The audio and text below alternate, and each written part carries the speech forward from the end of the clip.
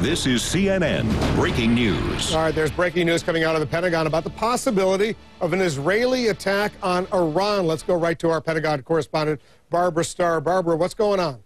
Well, Wolf, we have now confirmed from a senior administration official, Defense Secretary Leon Panetta believes there is a strong likelihood that Israel may strike Iran's nuclear program sometime this spring. Why does the defense secretary believe this? The Israelis have been talking about a so-called zone of immunity. What the Israelis believe is that by this spring, that is their best chance to strike Iran's program with their weapons. After that, they believe Iran will have made enough progress that Israeli weapons cannot get to Iran's nuclear effort. It would only be U.S. weapons. This is the Panetta calculus. He has made these statements to the very respected journalist David Ignatius of the Washington Post, traveling with the secretary in Brussels at that NATO meeting. The secretary was asked about this. He has refused comment, but we have confirmed with an administration official, indeed, Secretary Panetta now has made these statements.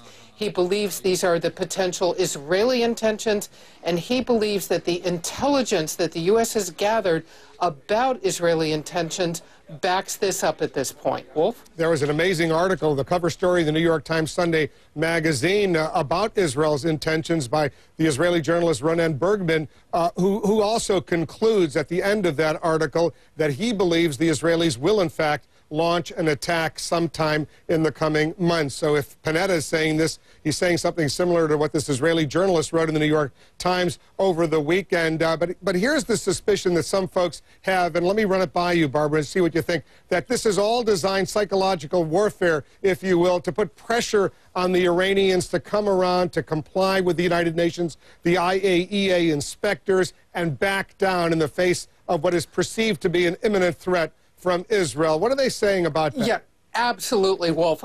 You are correct. There is a very strong school of thought that that is partially what the Israeli intentions are. We have seen Israel go through these cycles of making very aggressive statements about their intentions and then sort of backing off a bit when the United States or the West moves ahead with sanctions or other actions against other pressures against Iran. So that is a very key point here. You are absolutely right. Look, this is intelligence, espionage, spying at the highest levels, potential military action of crisis proportions. So there's a lot of gamesmanship going on here. It should be remembered. It was General Martin Dempsey, the chairman of the Joint Chiefs of Staff, that just days ago said any U.S. military action against Israel would be premature. This is not something the U.S. wants to do. But right now, their key concern is exactly what are the Israeli intentions?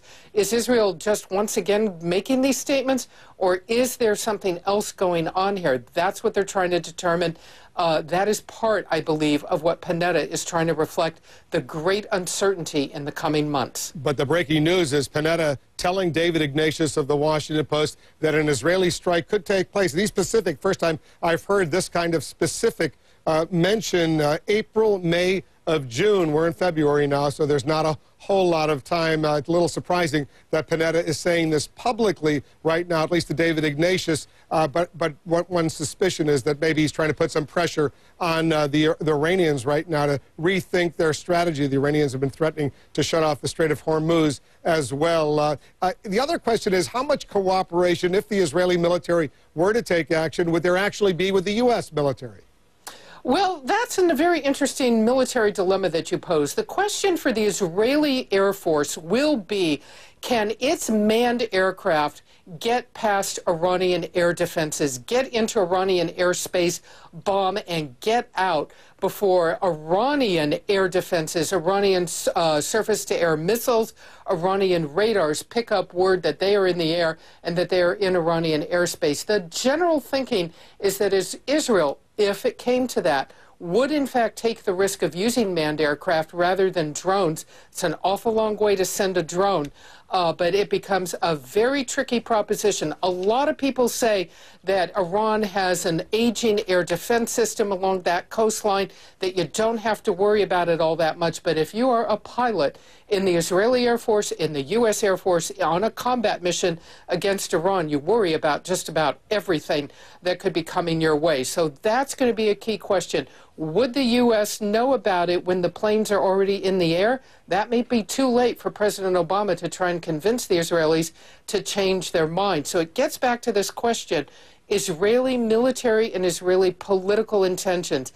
Is this real, or as you point out, is this Israel once again trying to pressure the West? It's this spring time frame now that is so interesting, because even Israeli officials have publicly said they believe the window is closing in the spring in terms of Iran's progress on its nuclear program.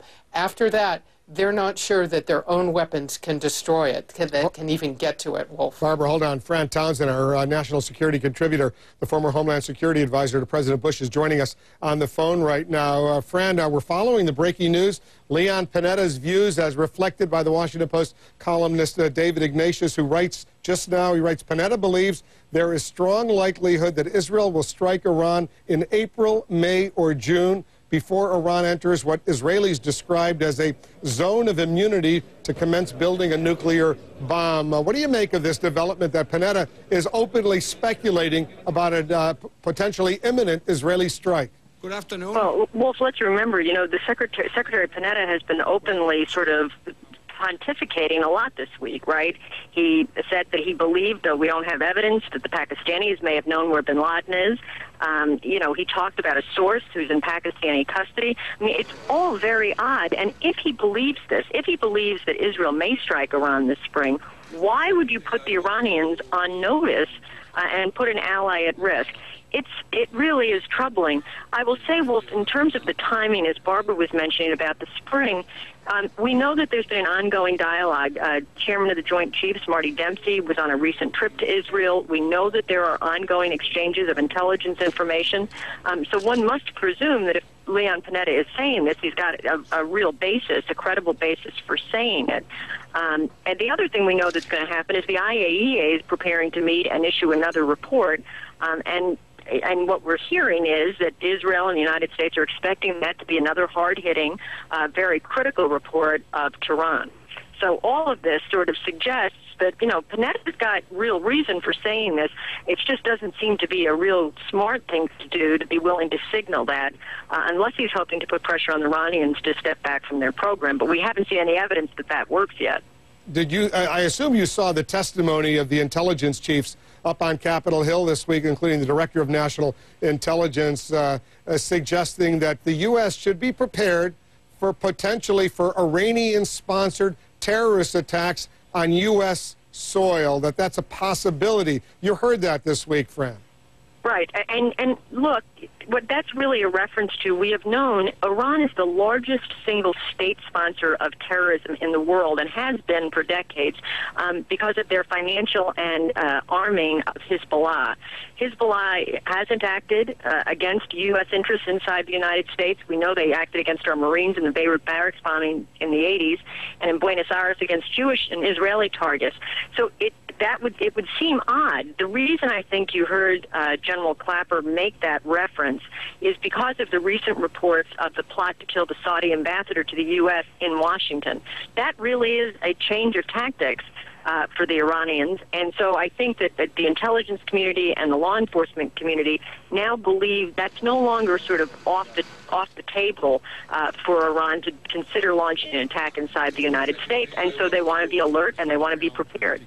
And let's not forget what General Clapper said, but also what retired General David Petraeus, now the director of the CIA, told that same congressional committee. He said this, and I'm quoting Director Petraeus right now: Israel does see this possibility, namely an Iranian nuclear weapon, as an existential threat to their country, and I think that that is very important to keep that perspective in mind. Strong words from General Petraeus. At the same time, the director of the CIA.